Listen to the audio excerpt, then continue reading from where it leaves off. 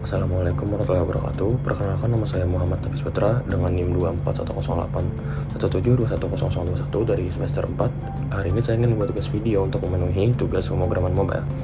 Jadi tugas hari kali ini yaitu saya memberikan argumen mengenai dua video, yaitu video pertama mengembangkan aplikasi Android dengan bahasa Kotlin yang menggunakan skill murni dari programmer itu sendiri.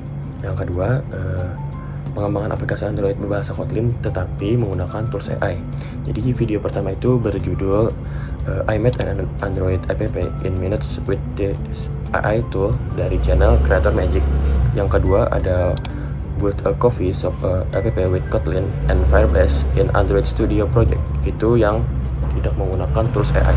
Jadi untuk perbandingan yang pertama itu bisa dilihat dari durasi video yang menggunakan AI itu hanya sekitar 20 menitan, sedangkan yang tidak menggunakan AI itu 3 jam. Jadi dalam video tersebut yang menggunakan AI itu hanya perlu mengetikkan atau mendeskripsikan aplikasi yang ingin kita buat di dalam AI tersebut, maka AI akan dalam hitungan menit akan menghasilkan sebuah aplikasi. Sedangkan yang tidak menggunakan AI itu harus kita ibaratnya kode manual baris per baris hingga menjadi sebuah aplikasi.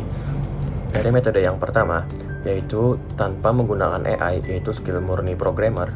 Dari video UI Lover, keunggulan yang paling besar ialah pemahaman fundamental yang kuat.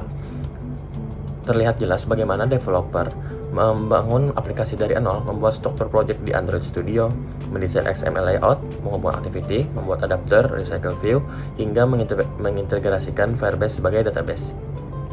Proses ini memang memakan waktu, namun memberikan pemahaman menyeluruh terhadap arsitektur aplikasi.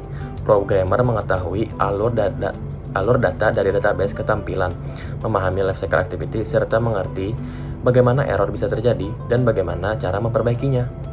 Keunggulan lainnya adalah kontrol penuh terhadap sistem. Dengan menulis kode sendiri, developer dapat menentukan pola arsitektur, mengatur efisiensi kode, serta melakukan optimasi performa sesuai kebutuhan. Hal ini sangat penting ketika aplikasi berkembang menjadi lebih kompleks dan digunakan oleh banyak pengguna. Namun kelemahannya, pada metode ini, efisiensi waktu. Dalam dunia industri modern yang menuntut kecepatan untuk membuat aplikasi atau merilis aplikasi, proses yang terlalu panjang bisa menjadi hambatan. Selain itu, penulisan kode berulang seperti setup layout, model data, dan koneksi database dapat menghabiskan energi yang sebenarnya bisa dioptimalkan. Sebaliknya, pada metode kedua, dengan bantuan AI seperti yang ditunjukkan oleh Creator Magic, efisiensi menjadi keunggulan utama dengan memberikan prompt yang jelas dan spesifik. AI dapat langsung menghasilkan struktur aplikasi, desain UI, bahkan logika dasar untuk kebutuhan prototyping atau minimum viable product atau MVP. Metode ini sangat efektif. Namun, ketika menggunakan AI, perlu banyak yang diperhatikan. AI bekerja berdasarkan pola dan data yang sudah dilatih sebelumnya. Kode yang dihasilkan mungkin akan berjalan baik di permukaan, tetapi pada arsitektur di dalamnya mungkin kurang optimal. Jika developer hanya menyalin dan menggunakan kode tanpa memahami logika, maka ketika terjadi bug atau error, maka akan kebingungan. Aplikasi akan perlu dikembangkan lebih lanjut. Akan muncul kesulitan yang signifikan. Ketergantungan penuh terhadap AI juga berpotensi menurunkan kemampuan problem solving dan analisa logika seorang programmer. Dalam konteks industri, kita memang memerlukan AI dan tidak bisa menolaknya. Saya berpendapat bahwa menolak AI sepenuhnya bukanlah langkah yang paling baik, karena penggunaan AI bisa mengefisiensi waktu dan energi kita. Teknologi berkembang untuk membantu manusia bekerja lebih efisien. Namun, bergantung sepenuhnya pada AI tanpa pemahaman fundamental juga berbahaya. Programmer bisa kehilangan kemampuan dalam mengembangkan sebuah aplikasi.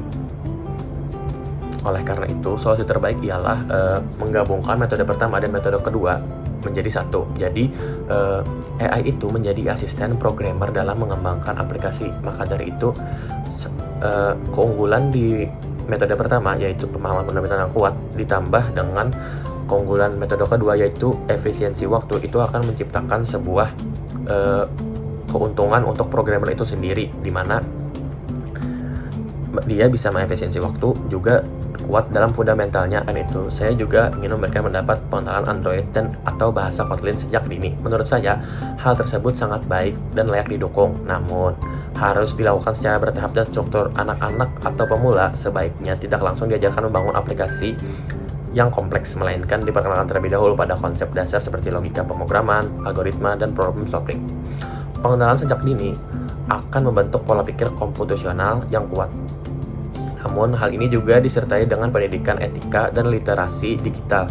Kemampuan teknis tanpa etika dapat menimbulkan penyalahgunaan seperti pembuatan aplikasi yang merugikan orang lain.